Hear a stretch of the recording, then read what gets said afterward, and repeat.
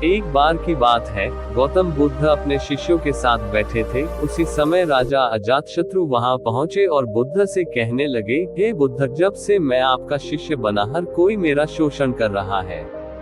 आपका शिष्य बनने से पहले सभी लोग मुझसे डरते थे, क्योंकि उस वक्त मैं बहुत कठोर था और मैं किसी को भी मौत की सजा देने से पहले एक बार भी नहीं सोचा करता था। लेकिन आपका शिष्य बनने के बाद मेरा किसी को दंड देने का मन नहीं करता है और ना ही मुझे गुस्सा आता है। मैं शांत हो गया हूँ और सभी को दया भावना से देखता हूँ, लेकिन कुछ लोग मेरे इस बदलाव का अनुचित लाभ उठा रहे हैं और उन्होंने मेरे राज्य के लोगों को भी एक तरह के खतरे में डाल दिया है। कृपया आप मुझे बताएं कि मुझे अब क्या करना चाहिए। राजा अजातशत्रु की यह बात सुनकर गौतम बुद्ध उन्हें एक कहानी सुनाते हैं और कहानी कुछ इस प्रकार है कि एक बार एक बड़े पेड़ के नीचे एक जहरीला सांप रहता था और वह पेड़ एक गांव के पास में एक कोने में हुआ करता था। वहां अक्सर सुबह शाम लोग बैठक लगाते थे और खूब बातें करते थे। लेकिन जब से उस पेड़ के पास उस सांप को देखा गया, तब से लोगों ने वहां जाना बंद कर दिया। लेकिन कुछ लोग तो जानबूझकर वहां सांप को देखने जाया करते और उसे छेड़ा करते थे। अब उस सांप को जब भी खतरा महसूस होता तो उसने खुद के बचाव के लिए लोगों पर हमला करना शुरू कर दिया। वह सांप अब अपने क्षेत्र में लोगों का आना भी बर्दाश्त नहीं करता था, जिससे गांव के कई लोगों की जान जाने लगी थी। इस तरह पेड़ के आसपास जब भी कोई हलचल होती तो सांप वहां आ जाता और हमला कर देता।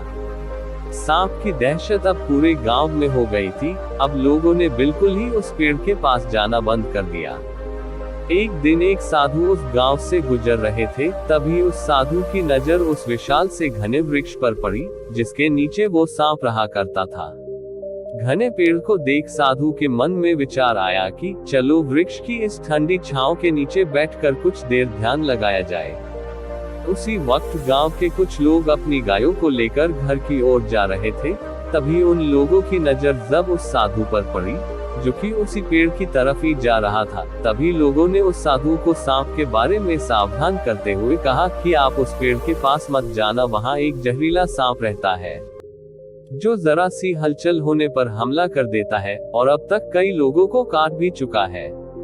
लोगों की यह बातें सुनकर साधु मुस्कुराए और उस पेड़ की तरफ चल पड़े और उस जगह को थोड़ा साफ करके जैसे ही साधु ध्यान करने के लिए बैठे, तभी सांप हलचल सुनकर साधु के सामने आ पहुंचता है और फुसकारने लगता है। फुसकार की आवाज सुनकर साधु की आंख खुलती है और वह सांप को देखने लगते हैं। वह सांप की आंखों में देखते हुए एक मंत्र बोलते हैं और मुंह से फूंक मारते हैं। तभी चमत्कारी रूप से वो सांप साधु से बात करने लगता है। अब दोनों एक दूसरे की भाषा को समझ सकते थे। सांप साधु से कहता है, हे मनुष्य, क्या तुम मुझसे नहीं डरते? क्या तुम नहीं जानते यह मेरा क्षेत्र है और यहाँ आने की किसी की हिम्मत नहीं है? साधु ने करुणा से कहा है, मित्र, इसमें डरने की क्या बात है? मैं किसी चीज से नहीं डरता, क्योंकि जब मैं जीने में लोभ ही नहीं रखता तो मृत्यु से क्या डर। सांप साधु की ये बातें सुनकर चौंक गया, क्योंकि सांप की इससे पहले ऐसे लोगों से मुलाकात हुई थी जो उसको मारना चाहते थे या उसके डर से भाग जाते थे, लेकिन वह ऐसे व्यक्ति से कभी नहीं मिला था जो उससे नहीं डरता। सांप साधु से इतना प्रभावित हुआ कि वह साधु के चरणों में पड़ गया और बोला, हे प्रभु, आप बिल्कुल सही कह रहे हैं। आज तक मैंने जो कुछ भी किया है अपनी जान बचाने के लिए किया है। अपने क्रोध के चलते ना जाने कितने निर्दोषों की जान भी ले ली। इसके बाद साधु सांप को बहुत सी बातें समझाकर वहां से चला गया। साधु की बात से प्रभावित होकर सांप ने निश्चित किया कि आज से वह किसी को नहीं काटेगा। वह अपने क्रोधी स्वभाव को त्याग देता है, दूसरों को काटना बंद कर देता है। लेकिन इसका नतीजा उल्टा निकलता है। जब लोगों ने देखा कि सांप ने लोगों को तो काटना बंद कर दिया है, तो लोग उसका फायदा उठाने लगे। जो उससे दूर भागते थे वो उसके पास आने लगे और सांप को परेशान करने लगे। बच्चे उस पर पत्थर फेंक कर मारने लगे, जिससे सांप आए दिन हमेशा परेशान और घायल रहता था। वह बहुत दुखी था, क्योंकि वह अपने जीवन का सबसे कठिन समय बिता रहा था। एक बार वह साधु फिर से उस गांव में आए और वह उसी पेड़ के नीचे बैठ गए। तभी साधु की नजर जब दयनीय हालत में पड़े उस सांप पर पड़ी, तो साधु ने उस सांप से पूछा कि मित्र, तुम्हारी ये हालत कैसे हो गई? तुम इतने घायल और इतनी दयनीय स्थिति में कैसे आ गए? सांप ने कहा, जब से आपने मुझे अपने हिंसक स्वभाव को छोड़ने के लिए कहा, तब से मैंने निश्चय किया कि अब मैं किसी पर हमला नहीं करूंगा। मैंने क्रोध करना छोड़ दिया और शांति को अपना लिया, जिसका नतीजा ये हुआ कि लोग मुझे परेशान करने लगे हैं, दुर्व्यवहार करने लगे हैं। कोई पत्थर से मरता है तो कोई डंडे से पीट कर चला जाता है। सांप की बात सुनकर साधु ने कहा, मित्र, मैंने तुमसे कहा था कि बेवजह दूसरों को मत काटो, लेकिन मैंने तुम्हें तुम्हारी आत्मरक्षा के लिए हमला करने से नहीं रोका था। ये कहानी सुनाने के बाद बुद्ध ने राजा से कहा, हे राजन, तुमने भी मेरी बात गलत तरीके से अपनाई।